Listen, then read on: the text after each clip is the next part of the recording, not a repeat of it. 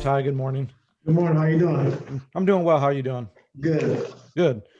This would normally be about the midpoint of a season, but in a year like this, where it's a shortened year and less practice time to get stuff in, does it feel like there's a greater sense of urgency to get things right this season than years past?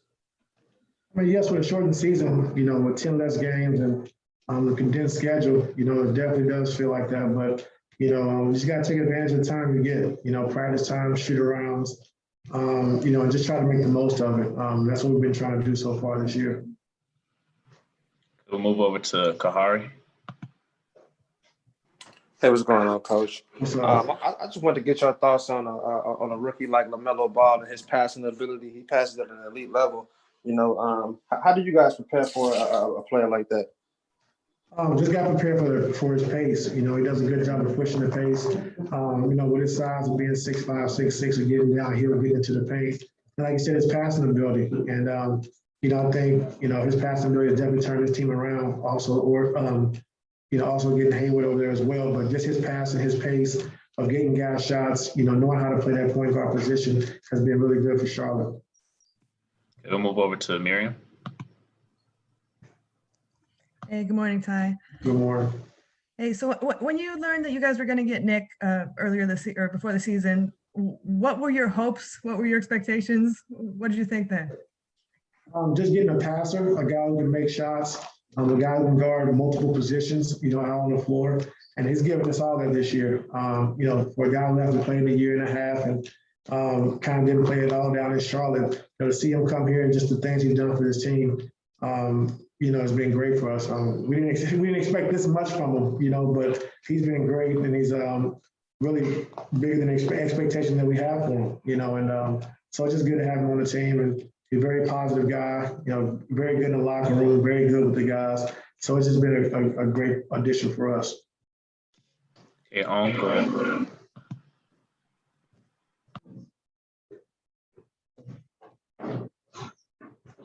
You can go ahead. Hey, Ty, can you hear me? Yes, sir. I wanted to ask you, how's Serge doing? Do you expect him to practice? No, I don't think he's going to practice today, no.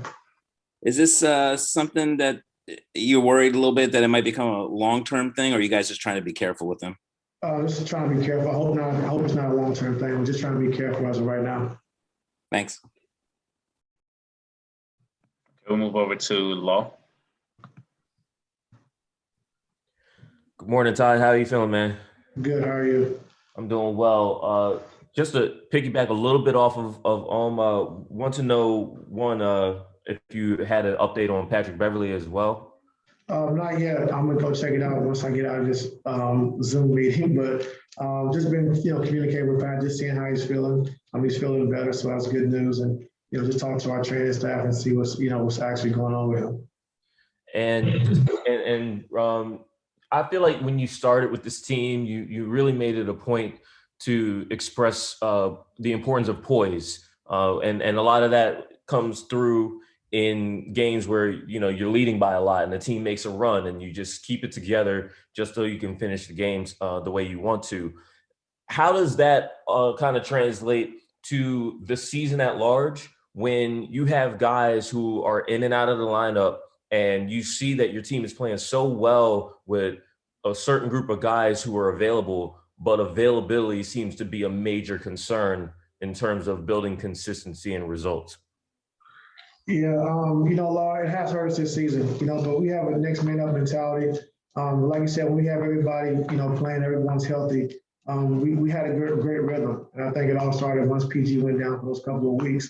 And it's been kind of hard to find our offensive rhythm, that we had early on, So we're just working to try to get that back. All teams are going through it. So it's not just us, but we get our guys out there on the floor when we're healthy, just building that consistency of playing the game and playing it the right way. And we've done it, we've done that when we've been healthy. So, we just gotta just keep working, just keep plugging away till we get everybody back and try to hold the fort down as best as possible. Okay, we'll move over to Miriam and then Joseph. Hey, Ty, the NBA came out with some, I guess, different kind of protocols for teams that get vaccinated going forward. I just, and some of them were like, like no eating, like you guys haven't been able to eat on planes in addition to sort of being stuck in your hotel room. What have been some of the most challenging of those protocols for you? I think just having to stay in the house, pretty much all day. I think, when you go on the road, you miss the chance to have your coaches' dinners, out in different cities and just getting together with your coaches' staff and kind of enjoying the city, enjoying the moment, getting out for dinner and things like that, which is big, to build camaraderie, especially for a new staff that we have this year. But just, being able to get on the same page and just kind of, enjoy each other outside of basketball. So that's been pretty tough. I mean, also just staying in your room all day, but, it is what it is. And, hopefully we can continue to keep, going the way we're going and not having a lot of positive tests. And hopefully we can start to free things up a little bit more. We'll move over to Joseph.